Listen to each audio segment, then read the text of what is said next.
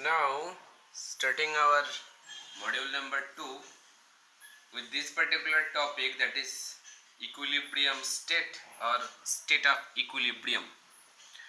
I know one light reflection is coming here, but if we if I, always I will dictate each of the lines, so I don't think it will be a very painful thing for you people, because if I switch on the tube light, so it will be more reflection in the board. That's why I am using a table lamp.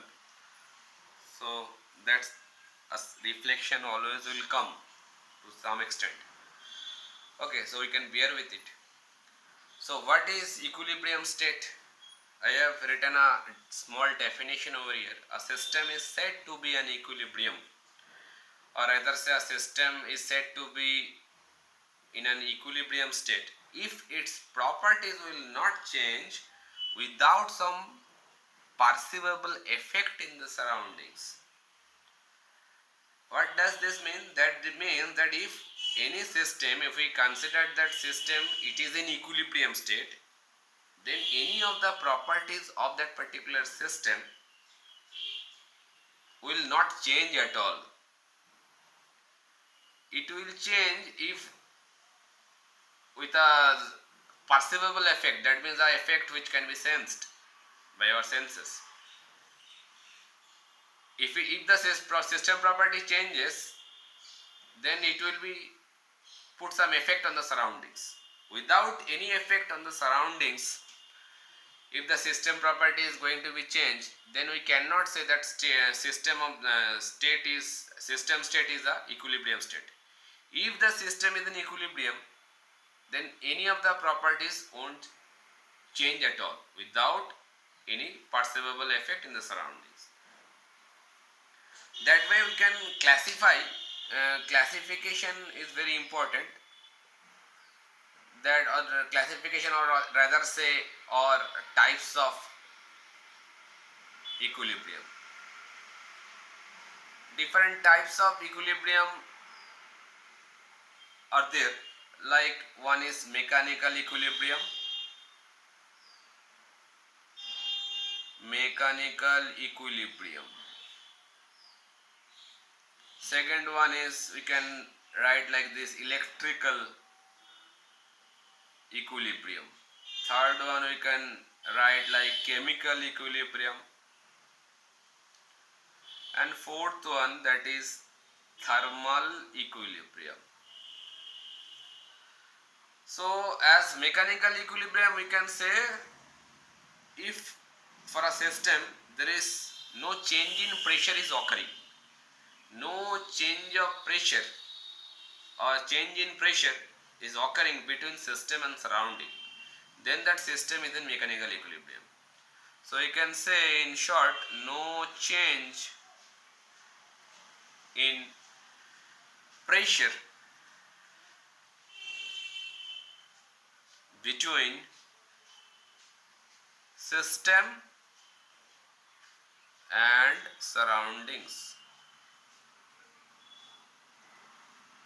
So if there is no change in between this system and surrounding, what change? Change in pressure. Okay, then we can say that system is in mechanical equilibrium. Similarly, for electrical equilibrium, we can say that no change in potential.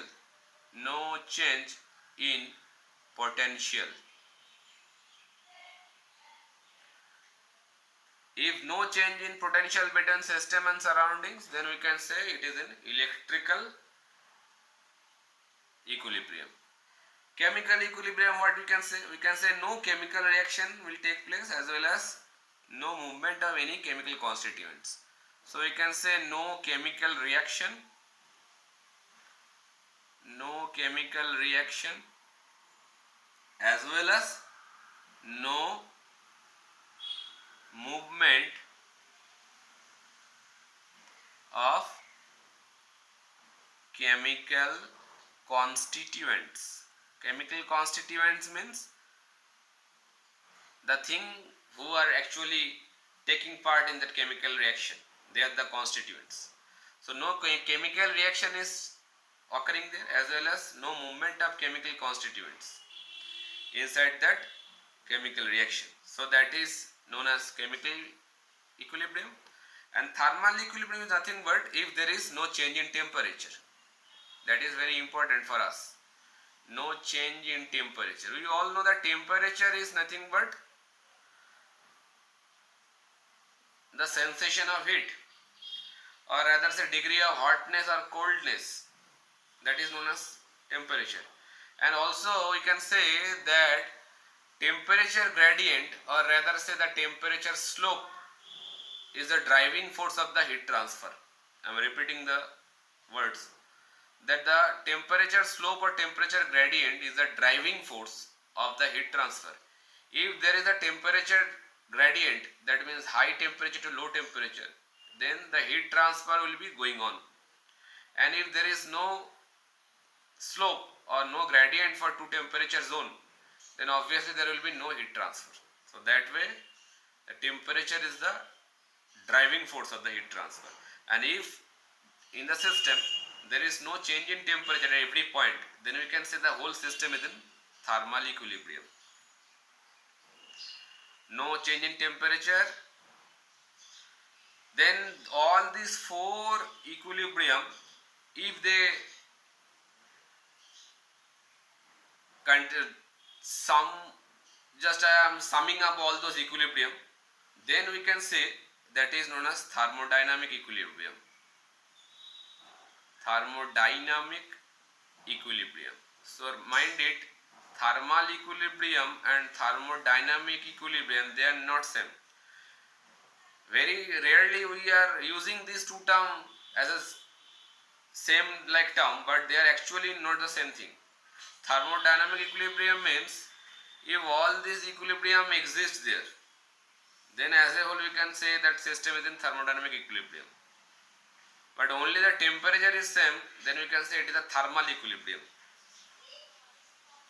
Okay, so if all these equilibrium implies together, what does this mean, thermodynamic equilibrium?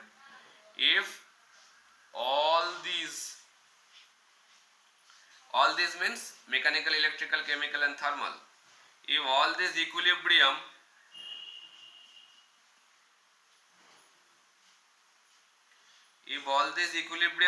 implies all together, then it known as thermodynamic equilibrium. And obviously thermodynamic equilibrium does not deliver anything.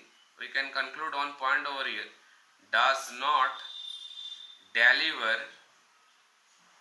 anything, because how it can deliver? No change in pressure, no change in potential, no chemical reaction is taking place, no change in temperature also. So how it can deliver anything?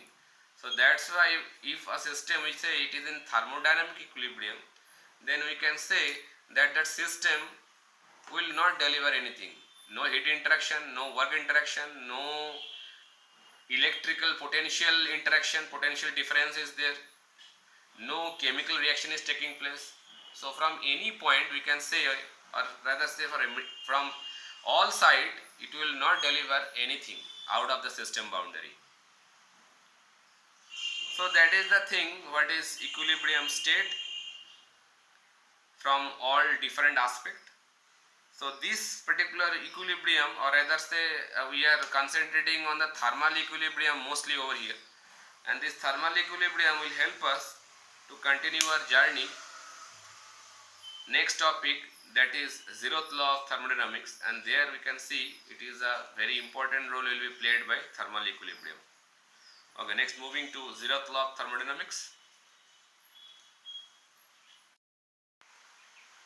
Okay, now we are going to start zeroth law of thermodynamics.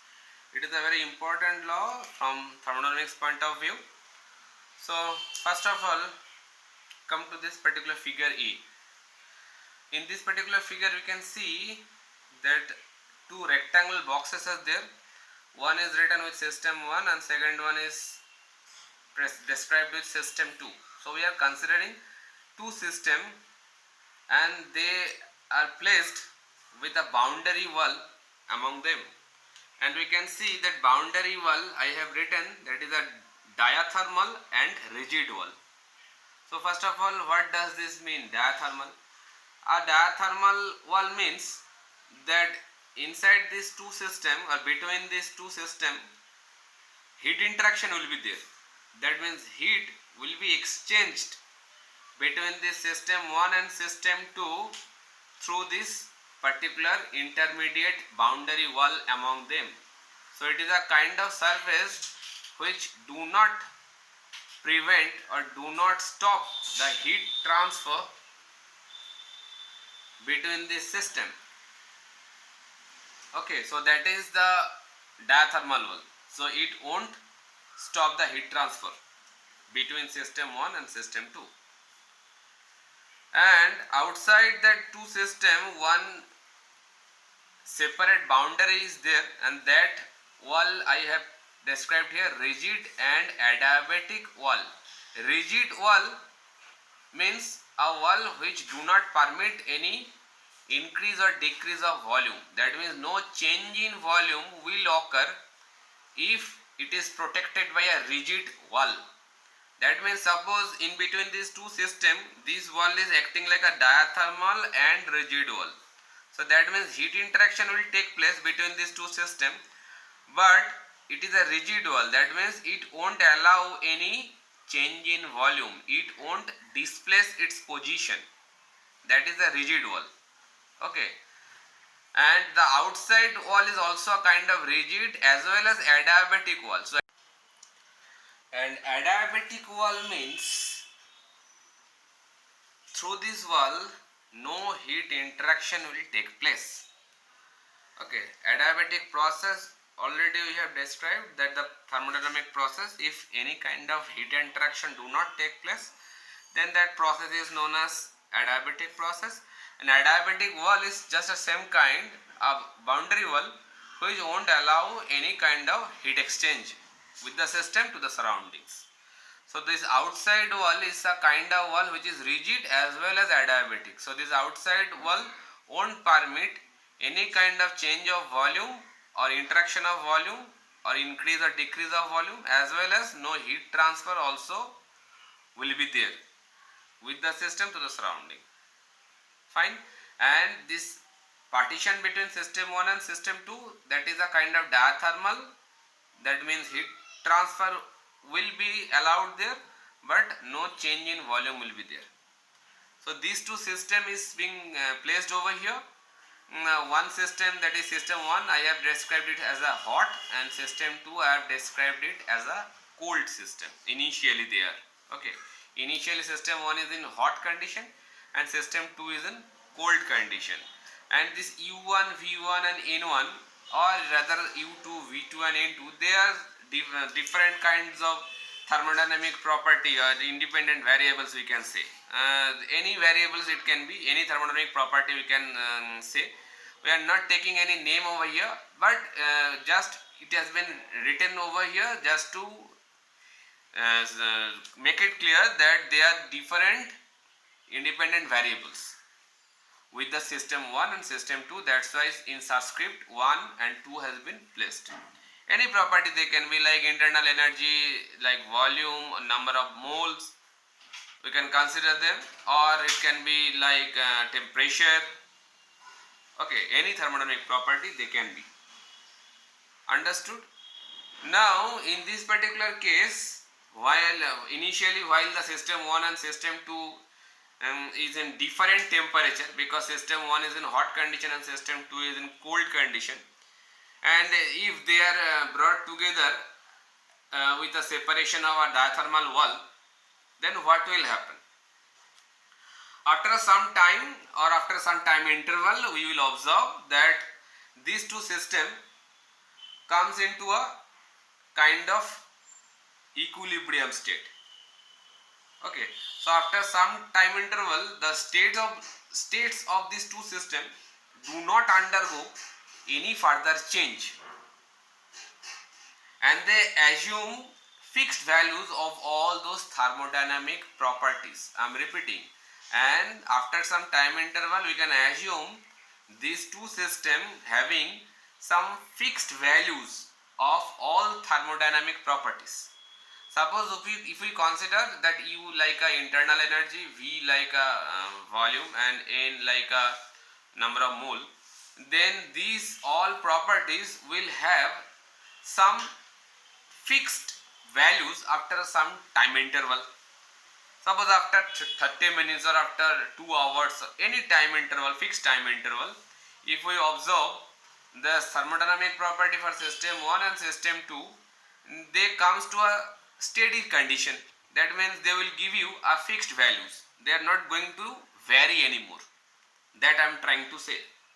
That's why I am repeating my words, that after some time interval, the states of these two systems do not undergo any further change, and we can consider the thermodynamic properties which are belonging to these two systems, they having a fixed value. Got it? So we can say that if we measure the temperature for system 1 and system 2 with the help of any thermometer kind of device which basically used to sense the temperature, then we can see that temperature of both the system will be at a fixed level, or they will give you a fixed or constant value after some time interval. And we already knew that if the temperature of these systems are giving a constant value, then we can say both the system is at thermal equilibrium, isn't it? Because if there is no change in temperature, already we know that is in thermal equilibrium. Okay, so what we know from there, that if these two system is kept like this, we can zip some point, or we can summarize some point, that two systems over here, two systems, and for this particular figure I am talking about, with independent variables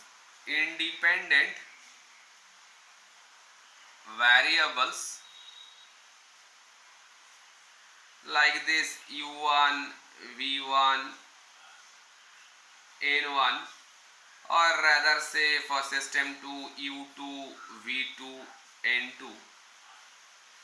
are brought into contact,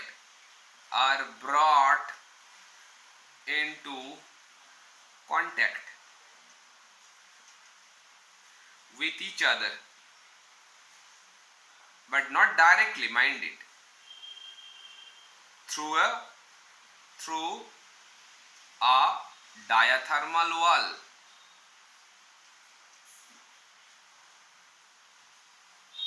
They are not going to be mixed together. They are separated with a diathermal wall. Now system 1 is in hot. It is written over here, I am not repeating it. The system 1 is in hot condition and system 2 is in cold condition. So after some time interval,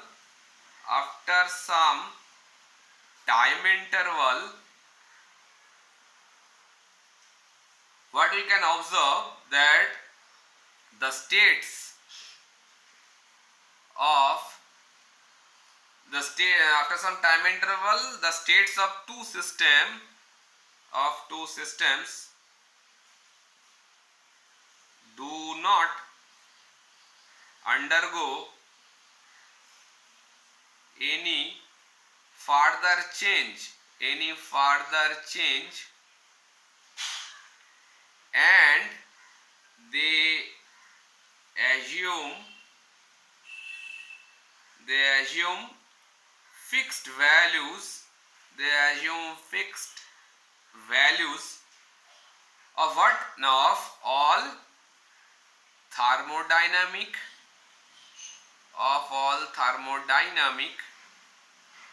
properties. This is, we can zip or summarize from here.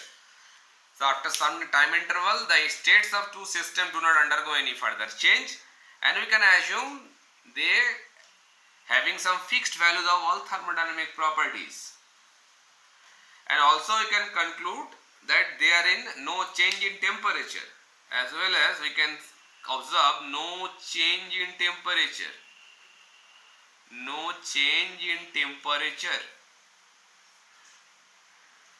between two systems. So if there is no change in temperature, so you can say both the system are in thermal equilibrium, isn't it? But mind it, only the temperature is being remaining same for both the system. Rest of the thermodynamic properties, they are not going to be same. Repeating my words again, only a single thermodynamic property, that is temperature, they will be remain same for both this system because they are separated by a diathermal wall. So heat interaction is taking place for these two systems continuously. So only the thermodynamic property which will be giving you the same value, that is the temperature only.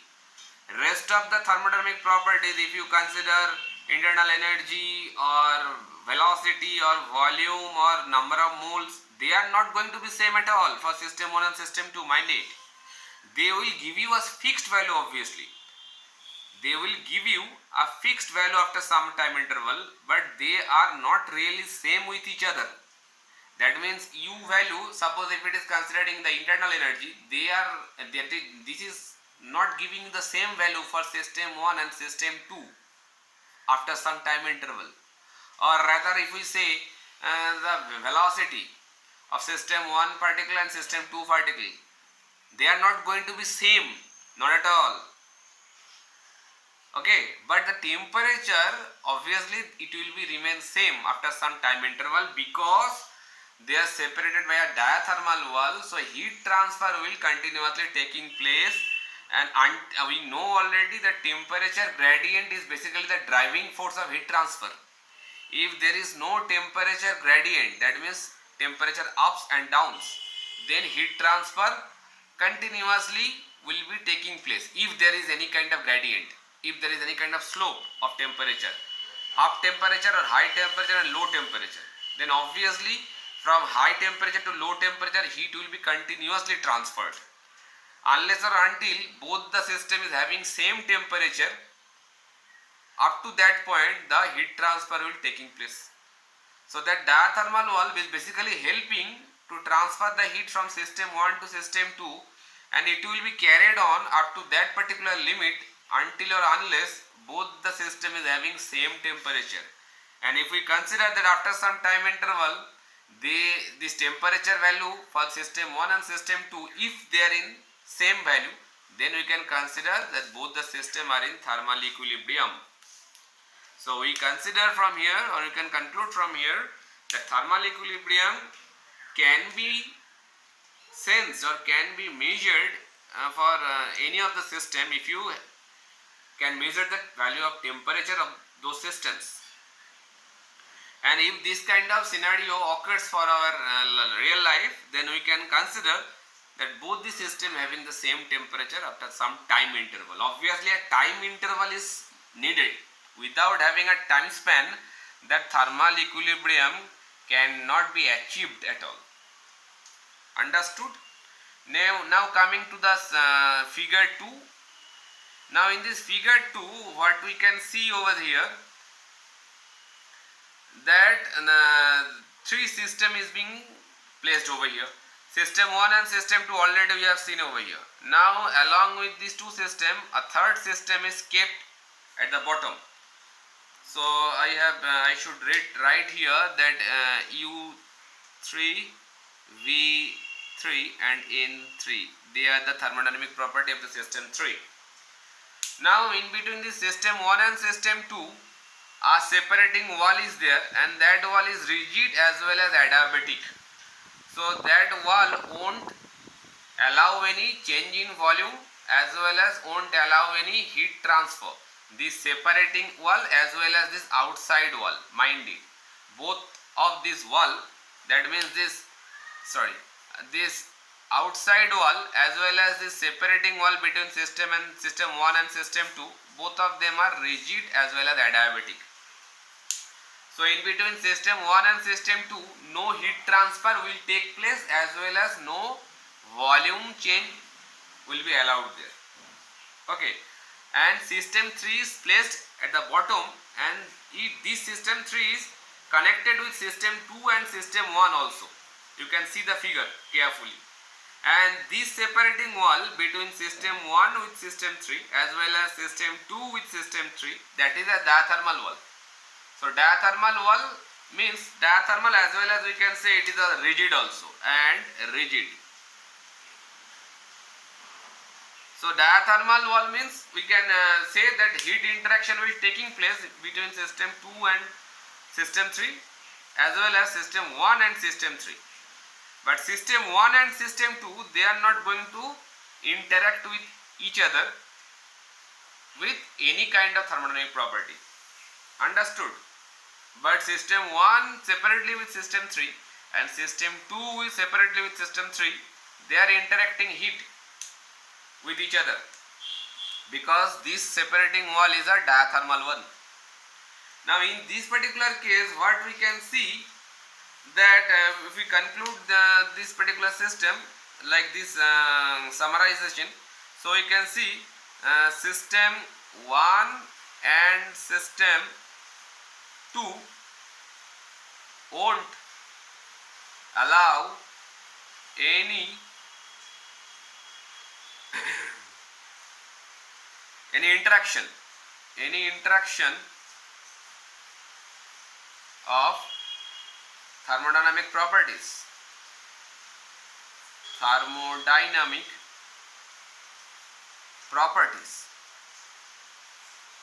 That means no properties is going to be exchanged or interact between system 1 and system 2. But we can say that system 1 and system 3 similarly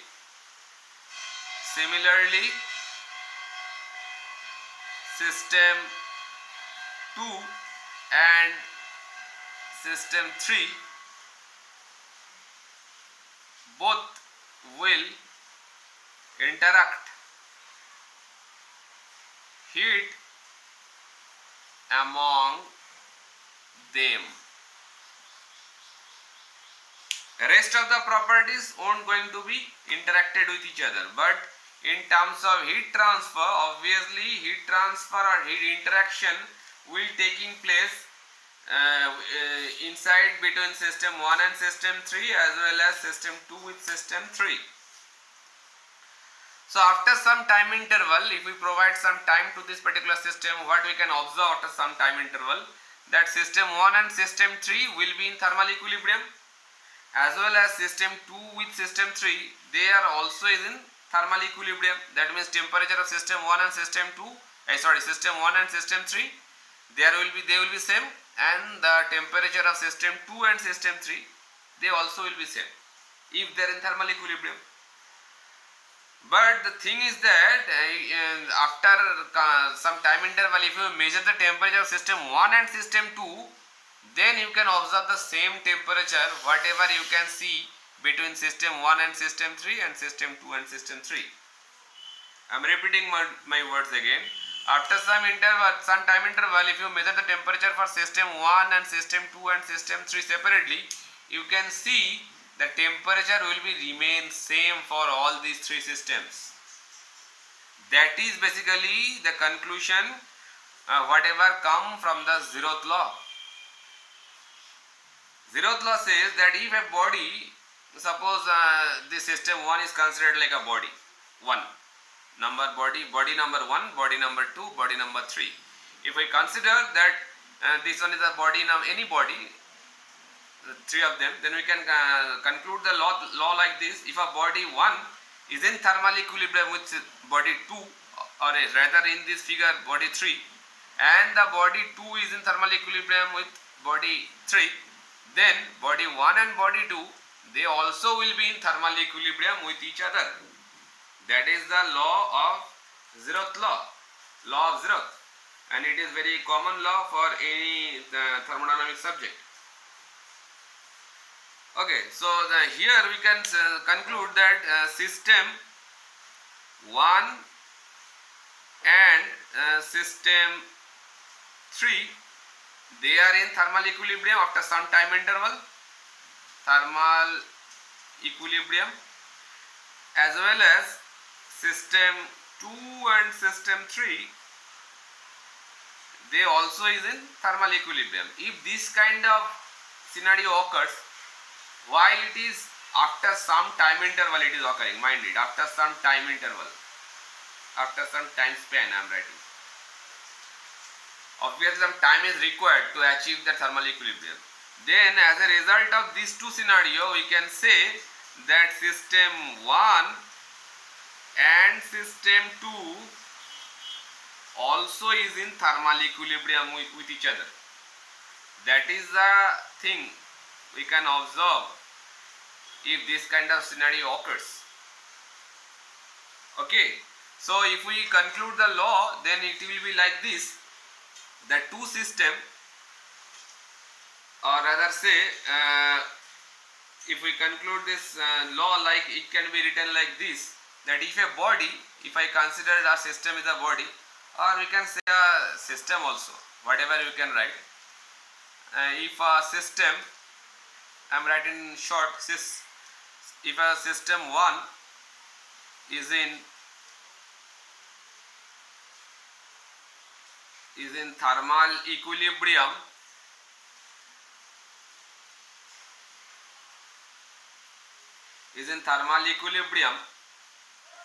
with system 2.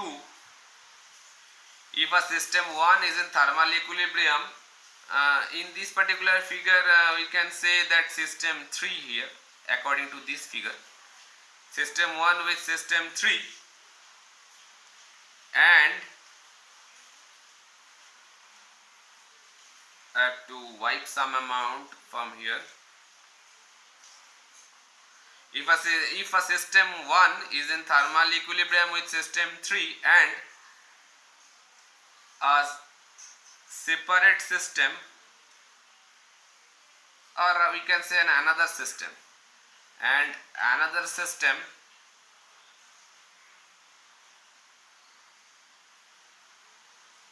another system 2 is in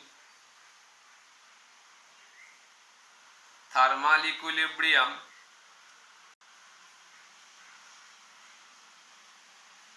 with system 3,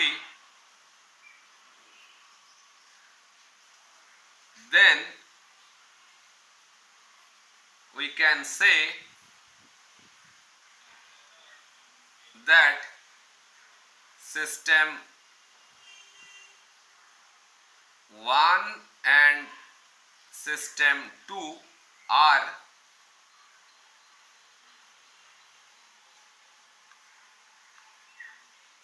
also in thermal equilibrium separately.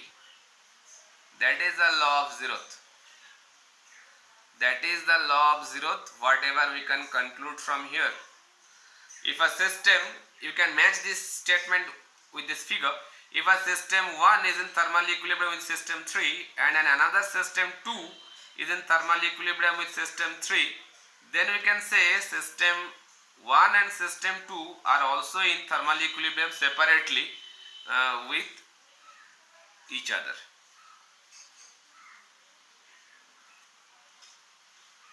Okay, so we can make a small kind of block diagram to represent this particular thing. That suppose I am drawing 3 blocks like this, and this is the body 1 temperature TA, this is the body 2 temperature TB, and this is the body 3 temperature TC. So I can say that if TA, that means the body temperature of A, is in equilibrium with C, and also TB is in equilibrium with C separately.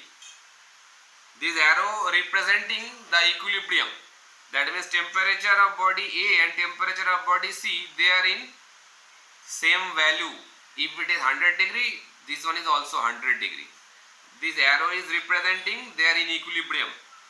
If the body temperature of TB is also in equilibrium with body C, then we obviously can say that TA and TB also will be in thermal equilibrium. That is the conclusion we can draw from here, that body A and body B also will be in thermal equilibrium. Got it? So if after some time interval we can say TA, TB and TC will be remain same after some time span, it will be observed. That is the whole thing about zeroth law. We can take some real example, like zeroth law is existing or not. We can find some real example, like suppose inside of your kitchen some substances or articles is being placed, like a bottle of milk or some vegetables, some utensils, milk, lots of item is keeping inside of your kitchen. Now if you take a thermometer and measure the temperature of all those articles separately, you can check the temperature of all the items will be remain same. So if we consider each of them like a system, suppose a bottle of milk is being kept over there, that is the system 1. Some amount of meat is kept, considering like system 2. Some vegetables is being placed, considering like system 3. Now if you measure all the temperatures of all those bodies separately, you can see the temperature will be remain same for all these articles, all those substances. I can say it in another way. Suppose inside of your refrigerator you have placed different items. Okay, suppose your mummy has placed like some milk is there, some honey is there, butter is there, vegetables is there. Okay, I am not telling about the refrigerated space. I am not asking for that freezer space. Out of the freezer, inside the refrigerator, one is deep freezer, and outside the deep freezer, some lots of places are space is there. Inside that space, we are placing different kinds of items there. Okay. So after placing all those items inside the refrigerator, suppose you are waiting for 30 minutes, then measure the temperature of those items whatever you have placed in the refrigerator. Take the temperature of honey, take the temperature of milk, take the temperature of vegetables if they are placed at the same chamber, not asking for the freezer space. You can see the temperature of all those items will be remain same, because they are having in a same insulated kind of system, where the outside the refrigerator we can consider that no heat interaction is taking place. It's a kind of insulating system. So inside the refrigerator, all the substances whatever is placed over there, you can see the temperature of all those substances will be remain same after some time interval. So if we consider each of them like a system, so that is a justification of zeroth law. Understood? Or you can say that inside of your bedroom, lots of item is placed over there. Suppose a almirah is there, a desk is there, a dressing table is there, a table clock is there. Okay. Now at the night you have switched on your air conditioner. All the doors or windows of that particular room is completely closed now while the AC is running. Now after running the AC for 1 hour, if you measure the temperature of your room at every corner of the room, it will be remain same. Suppose the temperature of your wall clock, temperature of your almirah, temperature of your any substances placed in that room, it will be remain same if you consider them like a system. So all the system will be in thermal equilibrium if they are giving you the same temperature. Obviously in real manner there will be some differences, very minute differences can be there, because our system boundary is not a such kind of adiabatic boundary. If the boundary is completely adiabatic, then it will be giving you a same temperature of all the system. Okay, I think it is now clear to you people. That is whole about the zeroth law.